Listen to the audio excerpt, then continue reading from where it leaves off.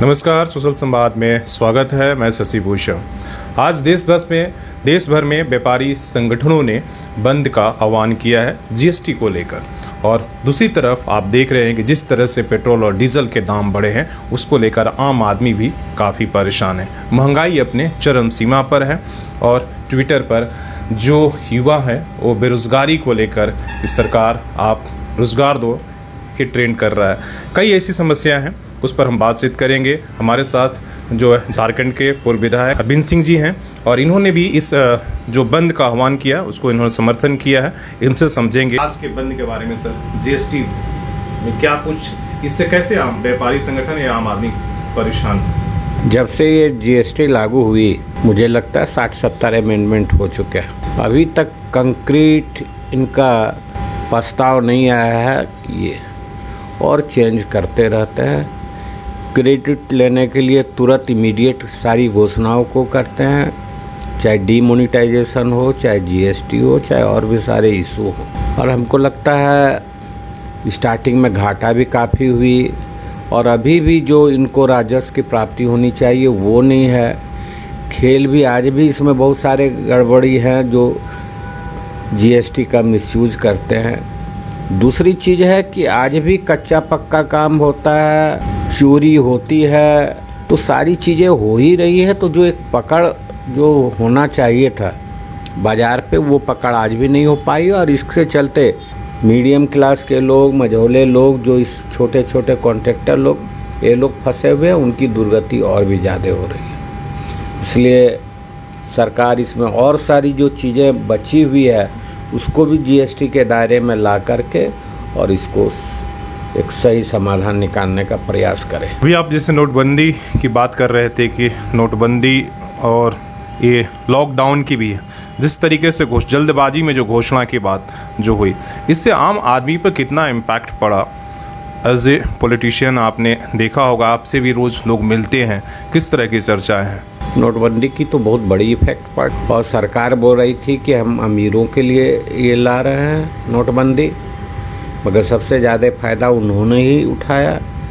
गरीब लोग अपनी छोटे मोटे चीज़ों के लिए भी, शादी, श्राद्ध, बीमारी, ये सब के लिए मर गए, लाइन लगाए हुए थे, पैसा नहीं मिला। और आज भी मोटा मोटी कमोबेश यही स्थिति है कि बहुत सारे बैंक में पैसा नहीं है और पैसा जमा होने के बावजूद भी उनको पैसे नहीं मिल पा रहे हैं। और इसमें भी इतने सारे लिटिगेशन ला दिए, कैशलेस। अभी बहुत सारे लोग नहीं जानते हैं। आप एक बैग सारी सिस्टम को बदल करके, जहाँ पे 50-60% लोग इस ढंग से ऑपरेट नहीं करना जानते हैं, वहाँ पे आप उनके लिए क्या कर रहे हैं, इसके लिए भी आपके पास कोई मेथड नहीं है। मुझे लगता है कि ये सब सारी चीज़ें आज भी गड़बड़ी है। आज भी उसमें क्या होगा क्या नहीं होगा मैं पता नहीं, मगर इससे बहुत पीछे लोग गए हैं, देश गया है, गरीबी बढ़ी है, बिजनेस प्रभावित हुआ। लॉकडाउन हो रहा था जब हुआ, इसके बाद जिस तरीके से आपने सड़कों पर देखा कि जो इस देश का गरीब आदमी था वो पैदल ही मार्च कर गया। अभी आप हम लोग इंडस्ट्रियल एरिया यहाँ बैठे हुए हैं, यहाँ छोटे बड़े उद्योग हैं। लॉकडाउन के बाद क्या जो बिज़नेस है, व्यापार है, वो सब कुछ रास्ते पर लौटा है या किस तरह का माहौल है इसका? काफ़ी प्रभाव पड़ा। कुछ बड़े ग्रुप थे उनको तो कोई प्रभाव नहीं पड़ा और सुनते हैं कि वो लोग दुगना चौगुना प्रोडक्शन किए, मगर बीच वाले मीडियम क्लास के लोगों के ऊपर इफेक्ट पड़ा। बंद हुआ, सारी बिजनेस ठप हुई और एम्प्लॉयमेंट की बहुत बड़ी समस्या हुई, लोगों की नौकरी चल गई। तो ये तो काफ़ी दुखद स्थिति रहा ये। आज पेट्रोल डीजल की जो दाम बढ़ रहे हैं, इससे आम आदमी कैसे प्रभावित है? सरकार तो एक तरफ उसका तर्क है कि हमारे कंट्रोल में ये सारी चीज़ें नहीं हैं, और विपक्ष एक तरह से बिना तर्क का इसको राजनीतिक मुद्दा, जब से सब कुछ पता है ये बाज़ार के हवाले है, जब इंटरनेशनल मार्केट में क्रूड ऑयल के दाम बढ़ते हैं, यहाँ बढ़ जा रहे हैं, ये तर्क कहाँ तक सही है? इनके कथनी और करनी में बहुत अंतर है।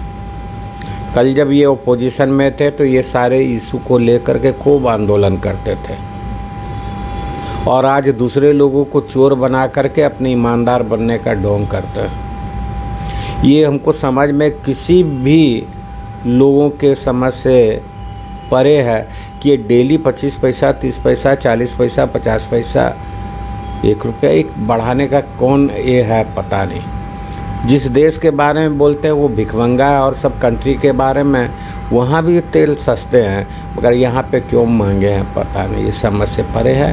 ये पैसे की उगाही करते हैं और बड़ी बड़ी बातों को बोलते हैं कि साहब 1 लाख दिए, करोड़ ले लो, 2 करोड़ ले लो, 3 करोड़ ले लो, मतलब 1 लाख करोड़ ले लो, इस ढंग की बातें करते हैं, मगर समझ से परे है।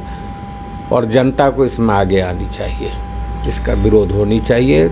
तेल हो, गैस हो, ये सारी चीज़ें आज जो महंगाई चरम सीमा पे है, इसकी विरोध होनी चाहिए। इनके पीछे बार बार तर्क रहता है, जब इन्होंने जीएसटी किया था या नोटबंदी किया था, कि इसका फैसला जनता करेगी। इसके बाद चुनाव हुए, उत्तर प्रदेश का चुनाव हुआ, बीजेपी जीत गई, फिर कई ऐसे इन्होंने फैसले लिए। जब जीत हो जाती है, बिहार में उन्होंने मतलब जीत कर ली, तो कहीं ना कहीं बोलते हैं कि जनता जो है इन फैसले से कहीं खुश है और इसलिए हमने चुनाव जीता। तो क्या कारण है कि इतनी सारी परेशानियां होने के बावजूद भी वो अच्छा जो है अपनी जीत सुनिश्चित कर लेते हैं? और वो धर्म के नाम पे, जात के नाम पे और सारी चीज़ों को लोग कंफ्यूज भी हैं, क्योंकि बातों को इन लोग इस ढंग से रखते हैं, आशा में लोग जी रहे हैं कि कल अच्छे दिन आएंगे, मगर मुझे लगता है कि पूरी सिस्टम दिनों दिन और कोलैप्स कर रही है। और अच्छे दिन की बातों नहीं, बच भी जाए तो वो काफ़ी है। 100 दिन से अधिक आज कृषि कानून के लेकर धरने प्रदर्शन हो गए। क्या एक जो प्रदर्शन हो रहे हैं, आप कितना इसको जायज़ मानते हैं? किस तरीके से आप इस प्रदर्शन को पूरा देखते हैं? बीजेपी के सारे शीर्ष नेताओं ने कल जब अन्ना हजारे की टीम कर रही थी आंदोलन, तो उसमें भाग लिए थे। उसमें क्या बोले, किसानों के बीच जहाँ जहाँ गए वहाँ पे इन्होंने क्या बोला, और ठीक आज किसान आंदोलन है तो उसके विपरीत में बोल रहे हैं। तो ये क्या बोलेंगे, क्या करेंगे, ये समझ से परे है। मगर किसान आंदोलन एक रूप ले लिया है, आम लोग भी जुड़ रहे हैं, स्टूडेंट भी जुड़ रहे हैं, और हमको लगता है ये आंदोलन निर्णायक होगा। देश की राजनीति, देश की भविष्य बदलने में आने वाले दिन में एक बहुत बड़ा रूप लेगा।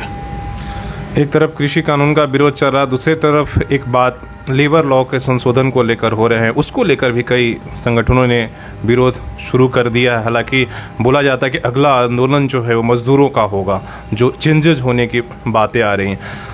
आप उसके बारे में कुछ?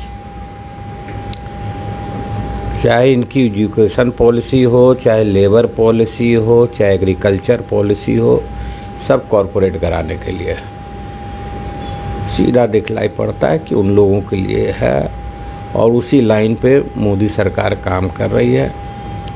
तो इसके बारे में क्या बोला जा सकता है? लोग देख रहे हैं, धीरे धीरे लोगों के समझ में आ रही है ये सारी बातें। अब आने वाला समय में देखिए क्या होता है, मगर लोग कंफ्यूज हैं।